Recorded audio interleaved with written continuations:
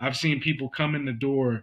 Um, there's a young man I hired years ago, uh, probably 17, 18 years ago, and he had worked through a temp service. I think he was about 21 years old at the time. He was working for our company through a temp service, and the foreman for the project that he was working on called me and said, "Hey, Ed, I want to hire this guy. He's just completed his session with the temp service. We can hire him on full time. I'm going to send him to you, and then you can hire him and send him out here."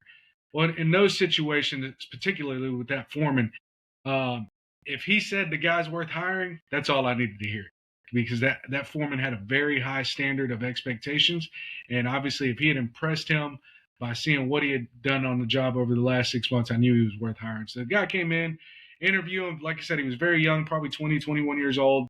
I asked him to tell me a little bit about himself. He told me he had a family. I think he had 2 or 3 kids at the time, and I asked him what he was making through the temp service.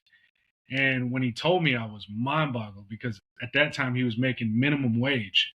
Um, and I don't know how he was able to get by with a wife and 2 or 3 children making minimum wage, which may have been less than $6 an hour at the Wow. time. Yeah. So I was blown away, and I said, "Well, you have a very strong recommendation. You've really impressed the foreman that you've been working for. And this is what we're going to pay you now." And I slid over the sheet of paper with the job offer. And I think it was like maybe, it was an entry level position, a labor role. This was 17 years ago. So it's probably like $13 an hour. But in that one step, he doubled his pay. And you would have thought that I gave him a check for $1 million by the look on his face. He was blown away. Yeah. And he said, "Man, you don't know what this means to me. You don't know what my wife's going to be blown away." Anyway, we look back 18 years later, that individual is still with the same company, my previous employer. He's now in a leadership safety role. He's been able to purchase a home, put his kids through school.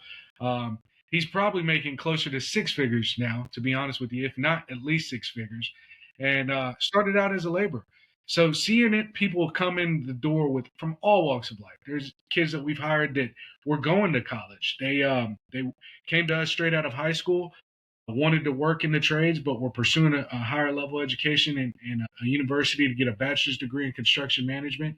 And they were able to complete an apprenticeship while also getting a bachelor's degree in construction management with a university like Kennesaw State University.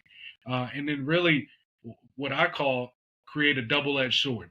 A lot of times you have the individuals go into construction management, whether it's a superintendent role or project manager, and they have the construction management degree, but they don't have the skilled hands-on field training, right? Or vice versa. You'll have folks with the skills training, but they don't have the educational background.